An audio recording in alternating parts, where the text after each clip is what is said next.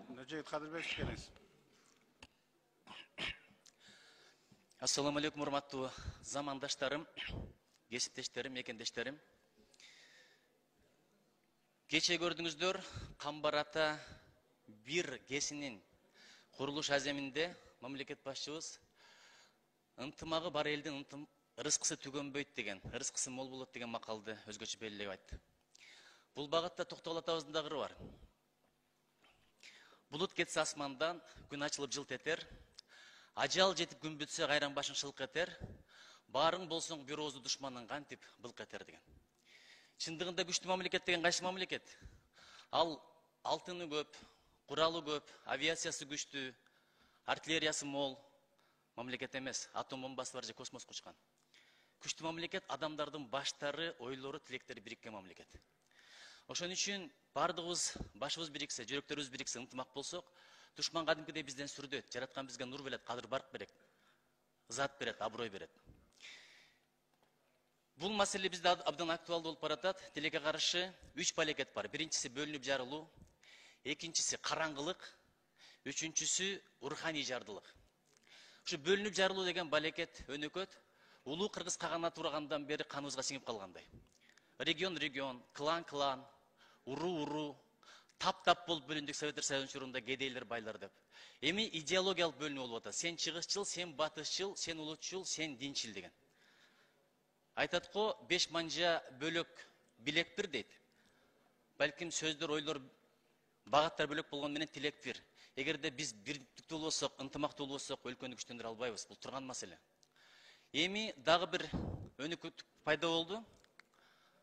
Бул саясатчынын тарапкери, тигил партиянын тарапкери деп бөлүнмө пайда болду. Өткөндө көрдүңүздөр, бул жакта болбой турган нерсе болуп кетти. Абдан ысык күн болду. Мен элди аралап келдим. Мурда көпүрөнү сурайт эле, жолду сурайт эле, бала бакчаны сурайт эле, суу чыгарганды сурайт эле. Азыр эмне болуп баратасыңар, ынтымак болсоңор болот беле, саясий маданиятты бизге көрсөтсөңөр болот беле деген маселени айтып атат. Элдин үнүн жеткизүү менин депутат катар милдетим. Ошон үчүн урматтуу мекендештерим, эртеси чыгып алып көрүп атасыздар, кыргыздын баатыр жигиттери, бука моюн, бурасан жигиттери бир саясатчыбызды колдоп, экинчисине тил тийгизип, андан кийинкиси тигилдин тарапкерлери чыгып алып, буга тил тийгизип, ошентип отуруп ынтымак ыдырап кетет. Ушул күчтү колдон келсе, башкаларга көрсөтөлү.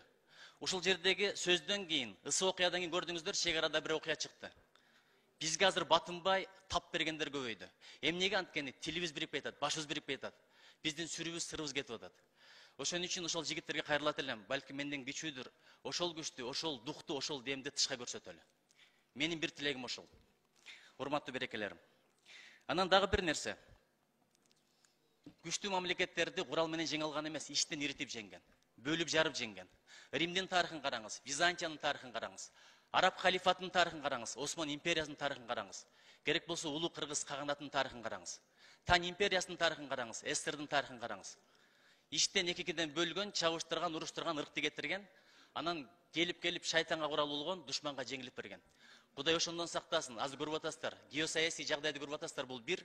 Экинчиден чек арадагы акыбалдарды көрүп атасыздар, бул эки. Бизге азыр болуп көрбөгөн ынтымак керек. 100 адамды бир адам кубалап келатат дейт. Алдынан бирөө чыгып айтыптыр, силер 100 экенсиңер, бул жалгыз экен. Эмнеге качып келатасыңар? Токтоп, биригип төпөштөп койбойсуңарбы десе, биз кайдан билели ким бизди кубалап келатканын деп коет дейт. Азыркы биздеги акыбал ошого жакындап баратат. Качан ынтымак болот? Ынтымак качан болот? Мен бирдекени байкадым, ушул парламенттеги ал акыбал өкмөт менен парламенттин мамилеси элдин маанайына кадимкидей таасир этет экен. Элибизди кадимкидей кыжлат кылып коет экен. Качан ынтымак болот? Качан өзүңө каалаганды башка бирөөгө каалаганда, өзүңө каалабаганды башка бирөөгө каалабаганда. Бирөөнүн ызатын, аброюн тебелеп эч качан ызат абройго жетпейсиң. Күч менен, бийлик менен, байлык менен, машина менен, алтын күмүш менен эч ким ызат аброй таба албайт. Бизге чейин канча бай өттү, канча бий өттү. Азыр топурагы торко болсун. 1000 жылдык Римдин тарыхын 20 мүнөттө көрүп койдум. Ошол жерде Юлий Цезарь дагы бар, Марк Тулий дагы бар, Грах бир туугандары дагы бар, Клеопатра дагы бар, жана башкалары дагы бар. Өттү кетти. Биз тебелеп турган чөптөр бир кезде үстүбүздө өсүп турган болот. Топурактан жаралганбыз, топуракка кайра кетебиз. Бийлигибизге таянып текебердик кылбайлы. Бир адам ушундай байлыгына, бийлигине таянып текебердик кылганда бир данышман айткан экен. Ичиңди жарса эмне чыгат билесиңби деп. Бул бир. Улуу сөздү уят жок, кандай тамчыдан жер алдың эле өзүң жийиркеңден. Ушуну эстеп кой деген. Өлгөндөн кийин 3 күн көмүлбөй калсаң акыбалың кандай болот? Ошону эстеп кой деген. Кокус тишиң жуулбай 2 күн жүрсөң, жаныңа ким келип сүйлөшөт? Ошону эстеп кой деген. Топурактан жыралык, топуракка кетебиз. Ошон үчүн бул жерде канча депутат отурду? Канча министр келди? Канча өкмөт башчысы, канча президент чыкты? Биз сизден сенге бир дагы өтө элек болчубуз. Ушунчалыкка түшүп кеттикпи? Эми мен башка бирөөгө айткан жокмун, өзүм айтып атам. Анткени өзүмдүн кулагым, өзүмдүн жүрөгүм өзүмө жакыныраак.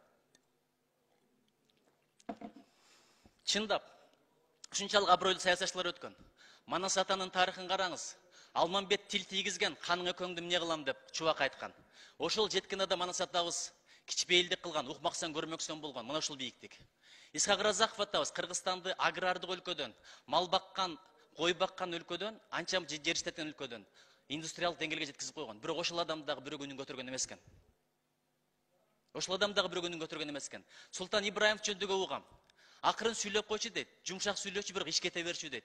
Ызатты бийлик бербейт, байлык бербейт. Ызатты жараткан берет. Ниетиңе жараша, пейилиңе жараша, адебиңе жараша, ынтымагыңа жараша. Мен өткөн ушул сөз сүйлөйүн дегем, көрдүңүздөр, 28-чи болуп жазылганмын. 26-чыга келгенде добуш берип токтотуп койдуңуздар. Айтып алсам болот эле. Бирок элдин арасына барганда, чын айтам, булсам жолду да эч ким сураган жок, каналды да эч ким сураган жок, ынтымак болушубузду каалап атат. Бүт сүйлөгөн ошол. Мен ойлодум эле мурда кыдай шоу бизнестин жылдыздарын көп көрөт деп. Азыр эң көп көргөн биздин ушул жердеги талкуубуз экен. Бир эле Кыргызстан эмес, бүт дүйнө көрүп атат. Ошон үчүн урматтуу мекендештерим, замандаштарым, эч ким жүрөгүнө кабыл албасын, болгон ынтымак бололу деп атам. Ынтымак бар жерде ырыс бар деп ошол айтылат. Эгерде ынтымак кетсе, башыңдан алтын так кетет деген ошол болот. Алтын тажы кетет деген, алтындан алтын так кетет деген ошол болот. Кудайым колдосун, коргосун. Бир сөз бар дагы. Адамга таянба дейт, бир күнү өлүп калат дейт. Дарага таянба, бир күнү урап калат дейт. Дубалга таянба, бир күнү кулап калат дейт. Таянсаң ыйманыңа таян. Таянсаң жаратканга таян. Бирибизге таянып отуруп, бирибиздин көңүлүбүздү октоп албайлы. Өмүр кымбат, өмүрдөн да көңүл кымбат. Биз бул жерден саясий маданиятты көрсөтөлү. Чын айтканда блогерлерибиз, элибиз, журтубуздагы ким катуу сүйлөсө, бирөөнүн ызатын, аброюн тебелесе, о, жайлады, кыйраты деп отуруп, ошолордун көңүл көзүн карап отуруп ушул деңгээлге жетип калды окшойт. Ошон үчүн беркисинде да бар, керкисинде бар, кетменинде бар деген сөз бекер эмес. Мен муну өзүм айтып атам дагы бир жолу, өзүңөргө албаңыздар. Ушул сөздөрдү айтканда балким ушул сыпаттар өзүмө келет деген ниет менен айтып атам. Эми акырын жыйынтыктайлы, урматтуу мекендештерим. Петр Биринчинин бир сөзү бар экен. Я вечный ученик и ищу вечного учителя деп. Мен чындыгында өмүр бою үйрөнөм. Ар бириңер мен үчүн устатсыңар. Ар бириңерден бирдеке үйрөнүп атам. Менде жок жакшы сыпаттар, сиздерде бар. Ошон үчүн Кудай сен жакшы, мен жакшы, сен жаман, мен будай, сен саман дегенден Кудай сактасын. Ушу сен жакшы, мен жаман дей берели, сен будай, мен саман дей берели, сен бийик, мен пас, сен алтын, мен таш дей бересиз келе Кудай бир өсүп кете беребиз. Анткени чымчык канчалык бийик көтөрүлсө, адамдын көзүнө ошончолук кичинекей көрүнүп кете берет. Мен деген сайын элдин, журттун көз алдында кадырыбыз кадипкидей түшүп кетет экен. Жараткан бизди текеберден сактасын, арабызга ынтымак берсин, өзү колдосун, өзү коргосун, өзү жолдосун.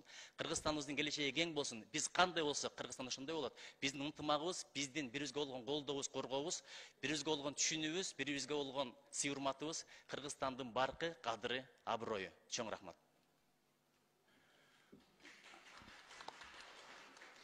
Рахмат, Нуржигит Кадырбекович. Туура айтасыз. Элибизде айтат. Өлбөй тирүү калбайсың, жан аманат барктай бил. Ыркырашпа түрүңдө ырыс алды ынтымак дейт. Парламентте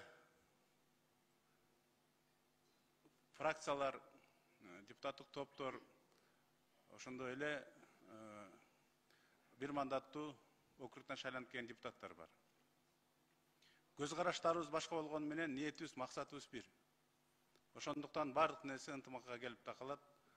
Баарыңыздарды ынтымакка чакырам. Баарыбыздын оюбуз, тилегибиз бир.